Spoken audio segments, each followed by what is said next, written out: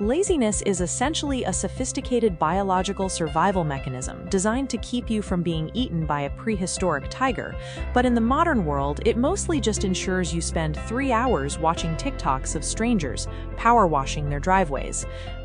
It is the ultimate irony, Mia. Our ancestors were conserving energy for the hunt, and now we are using that same hardwired drive to avoid the exhausting task of putting a single plate in the dishwasher. We are literally built to be efficient, which is just the fancy scientific way of saying we are biologically programmed to do as little as possible. And yet, we feel terrible about it. The guilt is real.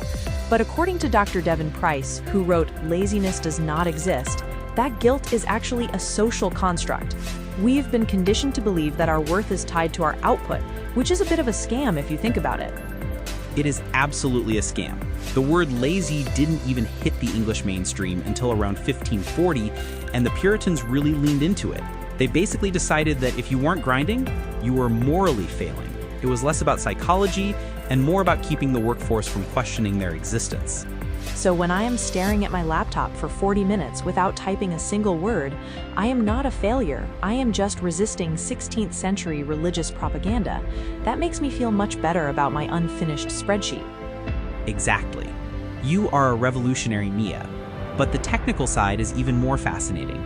Procrastination isn't actually a character flaw or even a time management issue.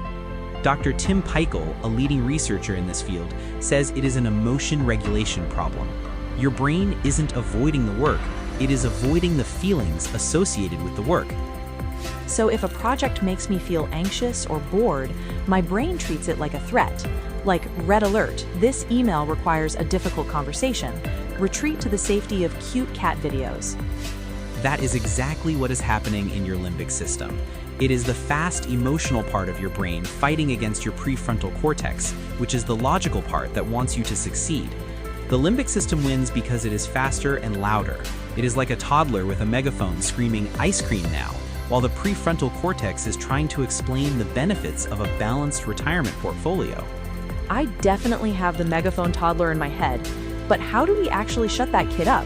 Because just do it has never worked for me. If anything, just do it makes me want to just nap instead. The secret is to lower the barrier so much that even the toddler can't argue.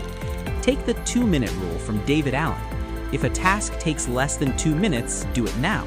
Or James Clear's version, when you start a new habit, it should take less than 2 minutes to do. You aren't trying to run 5 miles, you are just putting on your running shoes. I tried that with the gym once. I put my shoes on, felt very proud of myself, and then sat on the couch and ate a bagel while wearing the shoes. Does that count as a win? It actually does. You established the starting reflex. The hardest part is always the transition. If you master the art of showing up, the rest usually follows. It is about something called the Zeigarnik effect. Our brains have a weird psychological tension regarding unfinished tasks. Once you start something, even for 2 minutes, your brain wants to close that loop. Oh, so that is why I can't sleep if I know I have one unread message from my boss, but I can sleep fine if the whole house is a mess. The message is an open loop, but the messy house is just my lifestyle choice. Precisely. Your brain is a completion junkie. You can use that to your advantage. But we also have to talk about energy. You can't beat laziness if your biological batteries are at 0. Andrew Huberman, that Stanford neuroscientist, is obsessed with morning sunlight. He says if you get sun in your eyes within an hour of waking up, it triggers a cortisol spike that sets your timer for the day. I've heard him. He makes it sound like if I don't go outside immediately, my hormones will basically go on strike. But does it actually work, or is it just the new apple cider vinegar of the biohacking world? The data is surprisingly solid. It regulates your circadian rhythm, which makes you more alert during the day and sleep better at night. If you are sleep deprived, your prefrontal cortex is basically offline. You are trying to drive a car with no steering wheel, and then wondering why you keep ending up in a ditch of procrastination. So get the light, start for 2 minutes, and ignore the ghost of a 16th century Puritan. That seems doable. What about the mindset shift? Because even with the sun in my eyes, I still often feel like a sentient puddle of no thanks. You have to build systems that work with your nature, not against it. If you are not a morning person, don't try to eat the frog at 6 a.m. That is just setting yourself up for the wall of awful. That is Brendan Mahan's term. Every time you fail at a task, you add an emotional brick of shame and anxiety to that wall. Eventually, the wall is so high you can't even see the task anymore. The wall of awful. I have a whole fortress made of those bricks, especially regarding my taxes. I haven't even looked at the folder and I already feel like I'm in prison. To get past it, you have to stop Hulk smashing the wall with self-criticism. That just adds more bricks. You have to put a door in the wall by changing your emotional state. Put on some music, do something fun for 5 minutes, and acknowledge that the task is hard. Self-compassion is actually a productivity tool, which sounds very soft, but it is backed by clinical psychology. So being nice to myself makes me more productive than calling myself a lazy bum. That is going to be a hard habit to break. I am very good at the name calling. Well, start small. Next time you are stuck, just aim for one tiny win. And remember, even Mozart procrastinated.